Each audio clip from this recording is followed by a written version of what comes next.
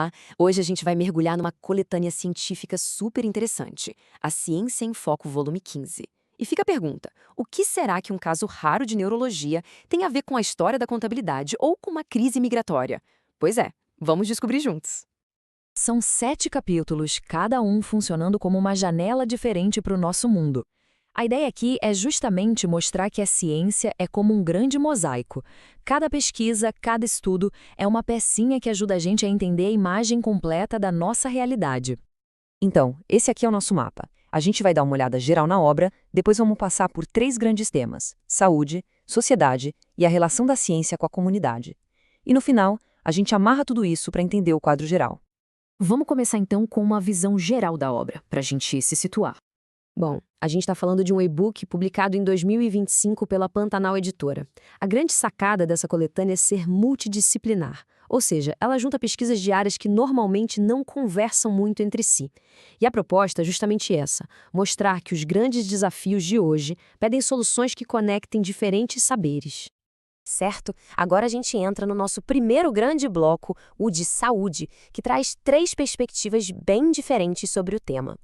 E a pergunta que guia essa parte da nossa análise é justamente essa: como a ciência olha para a saúde, indo desde o estudo de um único paciente até os grandes problemas de saúde pública que afetam todo mundo. O primeiro capítulo é um mergulho bem fundo na neurologia. Ele detalha um caso bem específico de hidrocefalia. O interessante aqui é ver como uma complicação super rara pode colocar à prova tudo o que se sabe sobre um procedimento médico. É um lembrete de que na saúde, cada caso é único. Agora, olha só a mudança de escala. Do estudo de caso individual, a gente vai para a saúde coletiva. O quarto capítulo joga luz sobre a situação da população carcerária em Marabá, no Pará.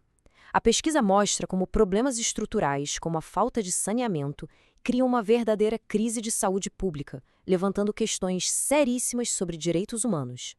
E para fechar esse bloco, o 6º capítulo leva a gente para os bastidores do sistema de saúde, a logística de medicamentos.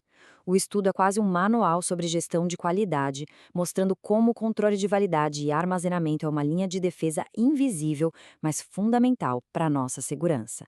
Fica claro que sem uma boa logística não dá para ter uma saúde pública de qualidade.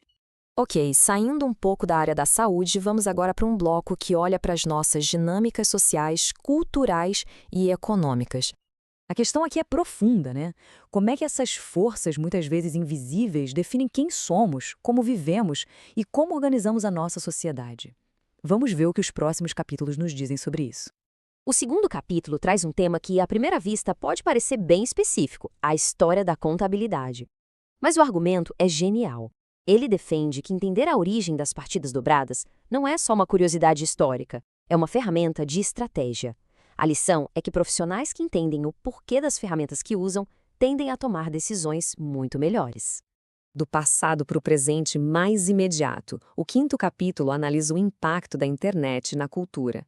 E a pesquisa vai além do óbvio. Ela mostra que não mudou só o jeito como a gente consome filmes ou música, mudou a própria noção de quem é o autor e quem é o público. Hoje, todo mundo pode ser ao mesmo tempo criador e distribuidor de conteúdo. O 7º capítulo toca num ponto bem atual e sensível da nossa sociedade.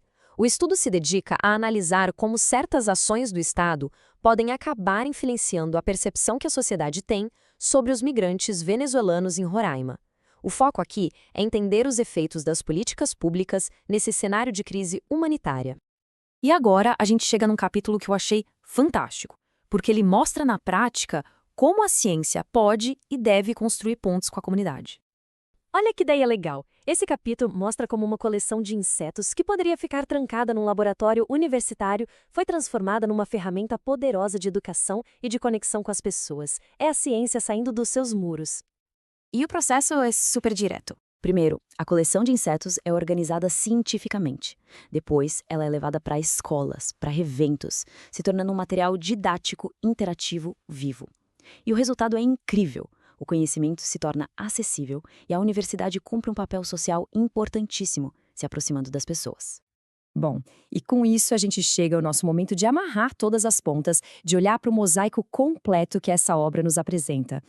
Medicina, história, biologia, políticas públicas, a gente passou por um monte de áreas diferentes, né? E essa é a grande mensagem de Ciência em Foco. O conhecimento não cabe em caixinhas.